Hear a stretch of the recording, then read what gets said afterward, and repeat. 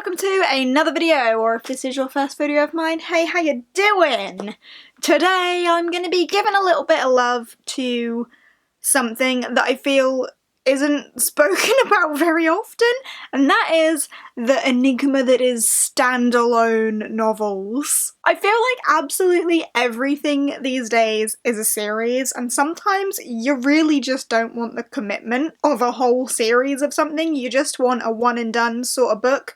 So today I thought I would just show some appreciation to some standalones, and also some standalones I'm excited about reading. So I'm going to do a 5 and 5, 5 standalones that I have read and have really enjoyed and would recommend, and 5 that I'm looking forward to reading that, as far as I am aware, are standalones. I'll put that out there now. If any of these develop into series, I'm currently unaware of it, so we'll tackle that at a later date, but as of right now, they are all standalones. Let's just get cracking, shall we? So 5 standalones that I have read and have really enjoyed. First up, we have a relatively recent one, and that is The Wicked Deep by Shay Earnshaw. This is currently a standalone, and I really enjoyed it. I read this, as I say, quite recently. I'm pretty sure it was last month. I really enjoyed the story, I enjoyed the characters, I enjoyed the kind of creepy atmosphere of this. It is in a reading vlog of some description. I know I was reading this whilst I was vlogging, so it will be there somewhere for my thoughts and feelings, but I really enjoyed this. This is about a town called Sparrow where there is like a curse based on the fact that 2 centuries previous the townspeople drowned 3 sisters for supposed witchcraft, and now their spirits come back and inhabit the bodies of girls that live in the island now, and they drown boys every summer. A bit creepy, bit mysterious. I really liked it and I recommend it. It's a solid book, that. I would say give it a shot if you haven't and you're debating it. Next is one that really needs no introduction, and if you're talking about standalones, it's probably almost always going to be on the list, and that is The Night Circus by Erin Morgenstern. Like, this book is quality. It's a quality book. Magic, romance, mystery, dark enigma, like, oh, so good. I really want to give this one a reread sometime soon. I feel like I read it a fair while ago and I would definitely be interested in rereading it at some point this year. Literally, it's a classic. People will know what this is about, but The Night Circus. It's about a night circus, well, a circus that only appears at night. The Night Circus, and 2 magicians who are in a magical competition against each other, and it's just beautifully written, beautiful setting, beautiful plot. The magic is just enthralling. People say it's slow, it is slow, but it's so worth it. Such a good book. Next up, I have a middle grade, because I've been really into my polar fantasy middle grade, haven't I? And that is Eye of the North by Sinead O'Hart. This, again, was just a really solid book. Like, I enjoyed it so much. I feel like middle grade is so much better for standalones than YA is, and adult fantasy, actually. I feel like middle grade definitely have more standalones on offer. But anyway, yeah, this was solid. I love my polar fantasy. The story was adorable, the characters were lovely, and it was just a fantastic journey. This is about a girl whose parents vanish. She's whisked away to live with someone else in France, but the boat she's on has been like taken over and there are pirates after her, and there's magical beasts that have insane powers, and she kind of gets roped up in all of this magical mayhem, mystery, and Arctic weather.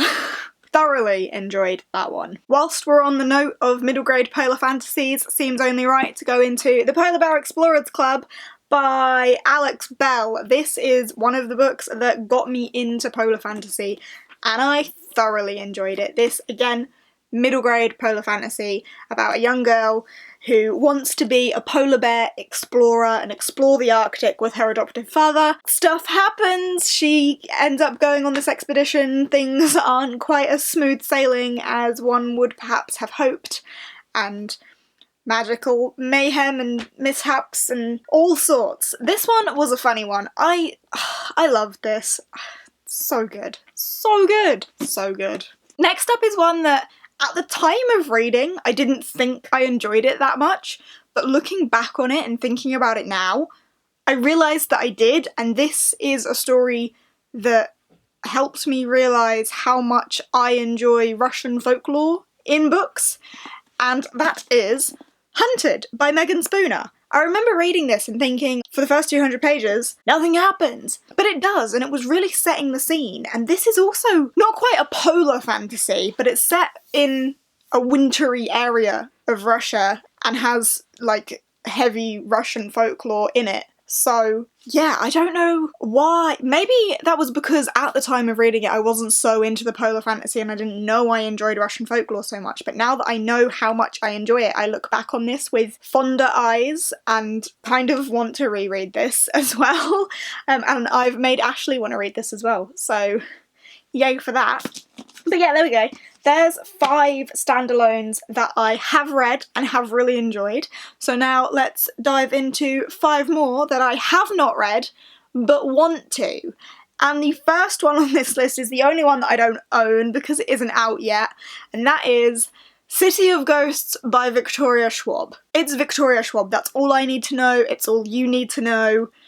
I want to read it. So following on from City of Ghosts by Victoria Schwab, because it's Victoria Schwab, we have a book that I've wanted to read for a fair while, and that is Dark Matter by Blake Crouch. Honestly, couldn't tell you too much about what this book is about, other than it's apparently the sort of book that makes you go, huh? And I love that feeling in a book. I love finishing a book and being like, oh my god, what? And apparently that is what this makes you feel. So I'm excited about that. I know it's a sci-fi of sorts, but I'm just pumped to read it. Then we have got Girls Made of Snow and Glass by Melissa Bashadaust. I think that's how you pronounce that, I could be way off. Honestly, this is one that I'm thinking, like, is it a standalone? Is it? I think it is. Correct me if I'm wrong, but I think it's a standalone. But this is a feminist retelling of Snow White, where, here we go, Mina, the stepmother queen, Lynette, the beautiful princess, 2 young women doomed to be rivals from the start. I believe that they're, like, supposed to be enemies, or they're doomed to be enemies, but they end up not being. Yeah, only one can win all while the other loses everything unless they can find a way to reshape themselves and their story. So I think although they're doomed to be rivals, they, like, find a way around it and work together, which I think sounds really cool.